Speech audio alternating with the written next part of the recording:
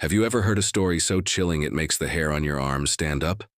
Stories that aren't just fiction, but are rooted in real, terrifying events.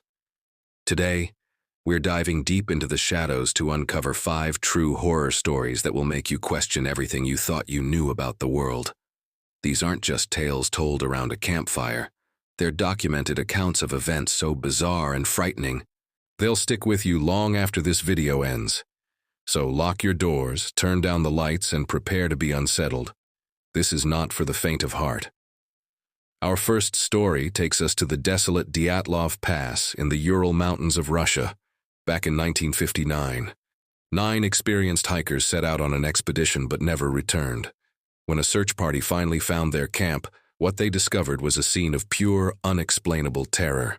Their tent was sliced open from the inside, as if they were desperately trying to escape something within. The hikers' bodies were found scattered across the snowy landscape, some nearly a mile away from the camp. Here's where it gets truly bizarre. They were improperly dressed for the brutal cold, some even barefoot. Stranger still, several of the bodies had horrific internal injuries, like crushed ribs and fractured skulls, but with no external signs of a struggle. One woman was missing her tongue.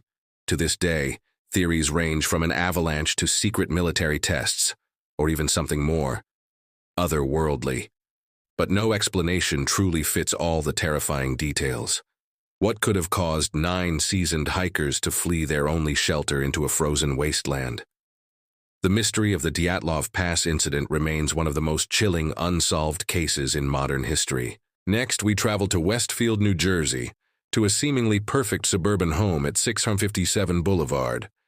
In 2014, the Broaddus family thought they had found their dream house, but before they even moved in, a series of disturbing letters began to arrive. They were from someone who called themselves the Watcher. The letters were bone-chilling. The Watcher claimed their family had been watching the house for generations and was now tasked with observing the Broaddus family and their young blood. The letters contained unnervingly specific details about the family, including the names of their children.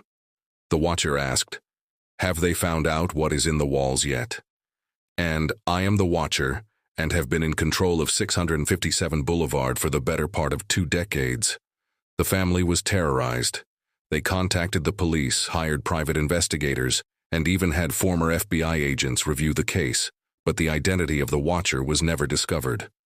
The family, too scared to live in their own home, eventually had to sell it at a significant loss. Imagine the constant fear, the feeling of being watched in the one place you should feel safe. The story of the Watcher is a terrifying reminder that sometimes the monster isn't in a far-off forest, but right next door. Our third tale brings us to the quiet town of Villisca, Iowa. On a summer night in 1912, an entire family and their 2 young house guests were brutally murdered in their beds with an axe. The victims were Josiah Moore, his wife Sarah, their 4 children, and 2 visiting girls, Lena and Ina Stillinger. The crime scene was eerie and meticulously arranged. The killer had covered all the mirrors and glass in the house with cloths. A plate of uneaten food and a bowl of bloody water were found in the kitchen, suggesting the killer had washed up before leaving.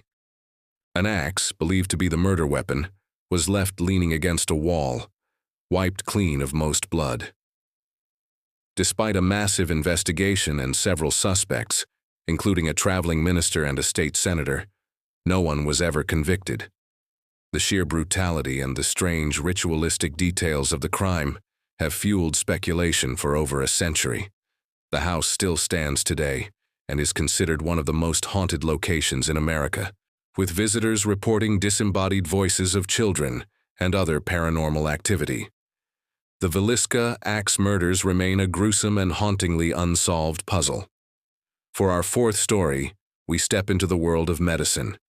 But this is no tale of healing. Meet Tarare, a man who lived in 18th century France and possessed an insatiable, horrifying appetite.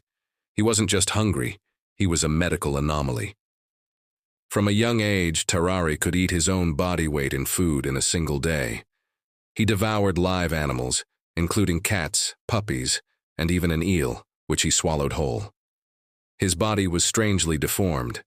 He had an abnormally wide mouth, stained teeth, and loose skin that would hang off his body until he ate, at which point his stomach would distend like a massive balloon.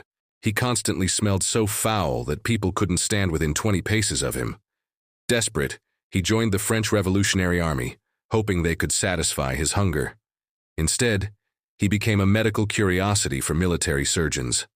The horror peaked when a 14-month-old baby mysteriously vanished from the hospital, where Terrare was being studied. Suspicion immediately fell upon him. Although never proven, he was chased from the hospital, and the public outcry was immense. He died years later from tuberculosis, but an autopsy revealed a stomach so large and a gullet so wide that doctors could see straight down into his cavernous stomach. Terrare's life is a grotesque and true story of a man whose body was his own personal horror show. Finally, we come to a story that blurs the line between reality and the supernatural, the tale of the Hinterkaifeck murders. In 1922, on a small isolated farmstead in Germany, an entire family of 6 was systematically slaughtered with a pickaxe. The victims were the Gruber family and their new maid. What makes this case profoundly disturbing are the events leading up to the murders. Days before, the farmer, Andreas Gruber, told neighbors he had found a set of footprints in the snow leading from the forest to his house, but none leading away. He heard footsteps in the attic and found a strange newspaper on his property that he didn't recognize. A set of house keys went missing. It seems someone was living in their home, hiding in the attic, for days before the attack. After the murders, the killer or killers remained on the farm for several more days. The neighbors noticed smoke coming from the chimney, and the livestock were fed and cared for.